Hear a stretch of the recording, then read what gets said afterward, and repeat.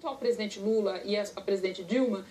sobre a questão da influência dele, Sérgio, talvez o que incomode ele, entre outras coisas, é que ele tem menos influência hoje do que teve em outros tempos. Por exemplo, na montagem do ministério do segundo governo, ele foi menos ouvido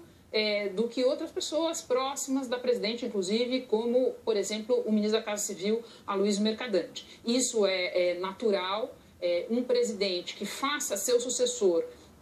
como ele fez a presidente Dilma, tem mais influência naturalmente num primeiro mandato do que depois que a presidente se reelege, porque pela lógica ela tem mais autonomia, mas é uma fonte de atrito, sem dúvida, até pelas características da relação entre Lula e Dilma, né? Ela foi primeiro cargo eletivo da presidente, foi logo o mais alto do país, porque ela chegou a esse cargo escolhida candidata pelo então presidente Lula e numa campanha em que ele tomou a frente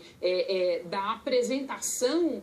da então ministra Dilma para o país e usou a grande popularidade do governo dele, então, na reta final do segundo mandato, para elegê-la presidente. Então, a relação tem essa característica, ela não é simplesmente uma relação entre antecessor e sucessor, e isso causa muito ruído. De fato, ao longo desses 2 meses e meio de segundo mandato, o que a gente vê na relação deles? Poucos encontros menos frequentes do que aconteciam no primeiro mandato. O mês de janeiro já tinha transcorrido ele todo e o governo já tinha tomado o revés da eleição de Eduardo Cunha na Câmara, quando Dilma e Lula foram se encontrar pela primeira vez. E esses encontros agora do segundo mandato têm sido pautados por mais desentendimento. Ora, desentendimento porque o ex-presidente Lula considera que a presidente Dilma não está ouvindo o suficiente os conselhos, as orientações que ele dá. Ora, desentendimento da parte dela, porque entende que várias coisas que vazam a respeito do que o presidente Lula está pensando, das restrições que ele faz ao que está acontecendo no segundo mandato, ela considera que vazam, se não com a permissão, mas numa espécie de acordo tácito com ele, ou seja, que de alguma maneira, com essa atitude, ele estaria contribuindo para desgastar o governo dela. Esse encontro mais recente que eles tiveram no Palácio da Alvorada foi um encontro que aconteceu quando já várias outras situações de desgaste estavam se acumulando nas costas do governo. A gente já tinha a lista de investigados na Operação Lava Jato, a gente já tinha dificuldades do governo para aprovar as medidas de ajuste fiscal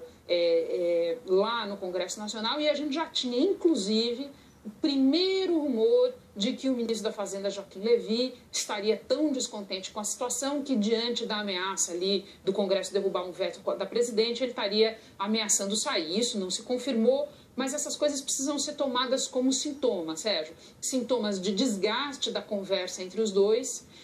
sintomas de descontentamento de lado a lado,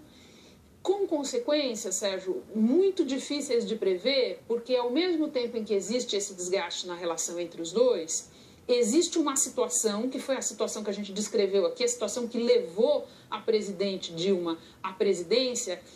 ao Palácio do Planalto, que faz com que ela não possa se desligar inteiramente do ex-presidente Lula, e nem o ex-presidente Lula possa se